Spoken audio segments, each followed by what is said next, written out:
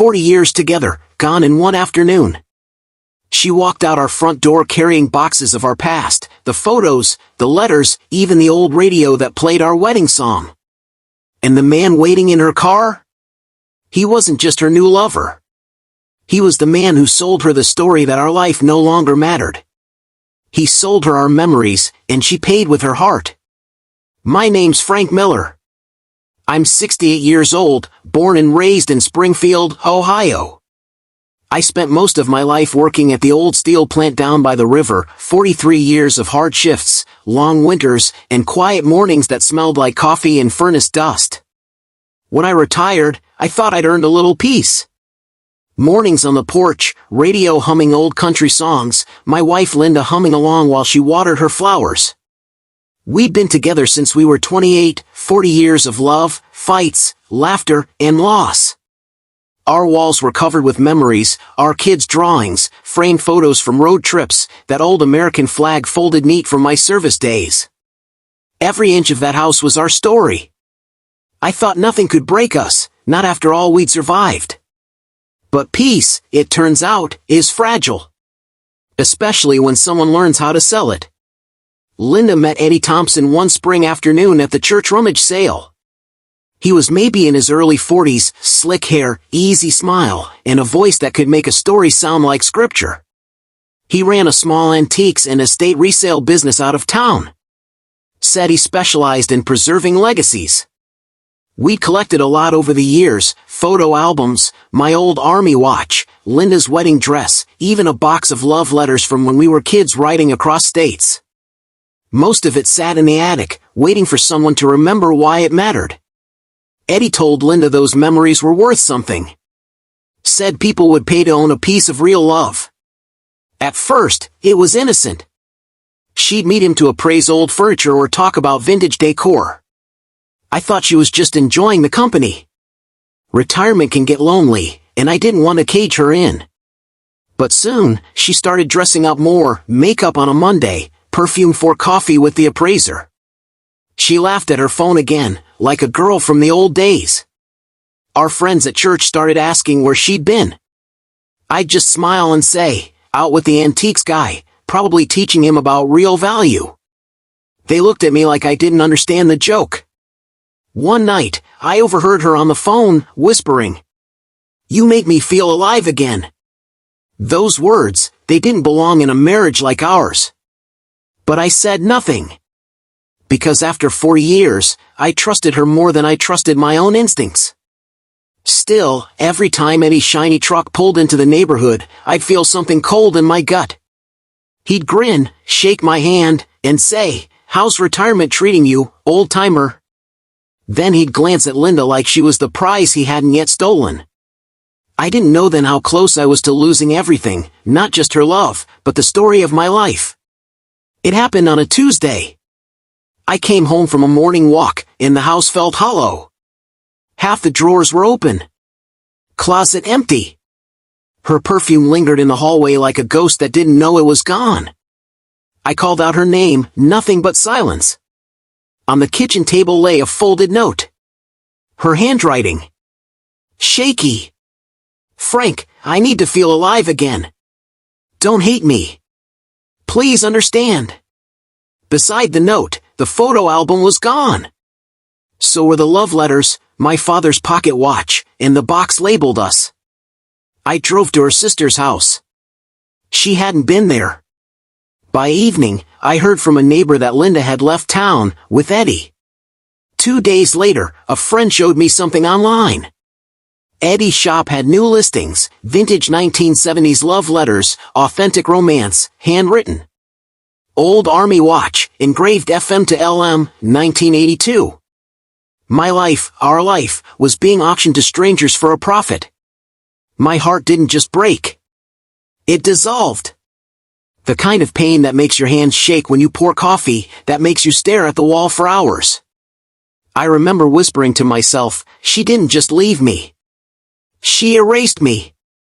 Grief changes a man, but time teaches patience. I didn't yell. Didn't call her.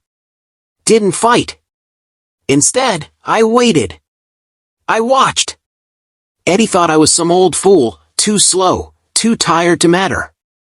But I've lived long enough to know that revenge isn't fire. It's frost. You let it form quietly, until one day, everything it touches cracks.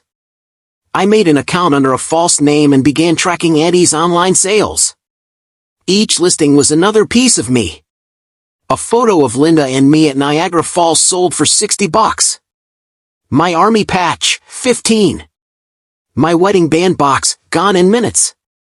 I started buying some items back under aliases, one at a time. Each one I recovered, I wrapped in cloth and labeled recovered soul. Then, I began writing online posts in local community groups. Stories about a man who bought people's pasts and sold them as fiction. Didn't name names, just told the truth. People started talking. And once small town gossip starts, you can't stop it. A few weeks later, Eddie's business began unraveling. Buyers demanded refunds, claiming the authentic stories he sold didn't add up. He started posting angry rants about jealous people trying to ruin honest work. Linda called me one night. Her voice trembled. "Frank, what are you doing?" I said, "I'm just telling the truth, Linda. You're destroying him." I paused. He destroyed us first. After that, the calls turned ugly. Eddie texted, "You're old. No one believes you. Stop before you embarrass yourself." I never replied. Instead, I sipped my coffee every morning, calm as the sunrise, while the world that betrayed me began to fold in on itself. That's the thing about experience, it doesn't rush. It waits until the young eat themselves alive. The town's annual Veterans and Community Appreciation Auction came around that summer. It was held at the Springfield Veterans Hall, the same hall where I'd once hung my service medals. Eddie had volunteered to speak that night, promoting his heritage preservation business. I showed up early, box in hand. Inside were the items I'd bought back, the ones that told our story.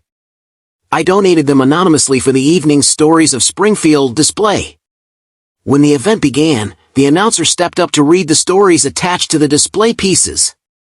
He started with the love letters. These were written by a man named Frank to his sweetheart Linda during the 1970s.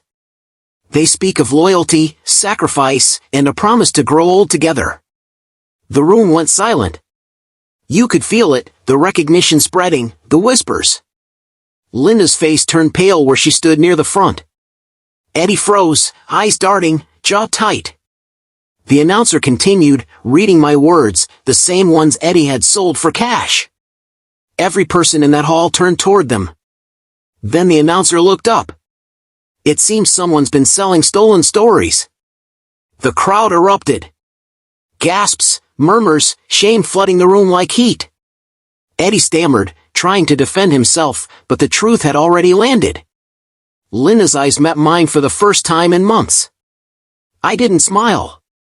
Didn't speak. I just tipped my head once, an old soldier's goodbye, and walked out. Behind me, applause broke out, not for revenge, but for justice. Weeks passed. Eddie's shop shut down. His name dragged through every local forum, every newspaper. Linda tried to reach me again, letters, calls, even through our daughter. But I never responded. You can't rebuild a home out of ashes when the fire came from inside. I moved into a small cabin by Buckeye Lake. Quiet place. I fix old furniture for neighbors, plant flowers where the soil's kind. Every now and then, my granddaughter visits. We sit on the porch, watch the sunset bleed into the water, and she asks about Grandma. I tell her, love's not about holding on. It's about knowing when you've done enough. She hugs me and says I'm the strongest man she knows. Maybe she's right. Or maybe I'm just the man who learned the cost of forgiveness. I still keep the box labeled Recovered Soul. Inside are the things that mattered, our memories, my dignity, and a few pages she never sold because I'd hidden them. Sometimes I open it, read a letter, and smile. Not in pain anymore, but in peace. If you've ever built a life with someone and watched it crumble overnight, I want you to hear this. You're never too old to take your dignity back. They can sell your things, your name, your memories, but they can't sell the truth. Because truth, like age, doesn't lose its worth. It gains it.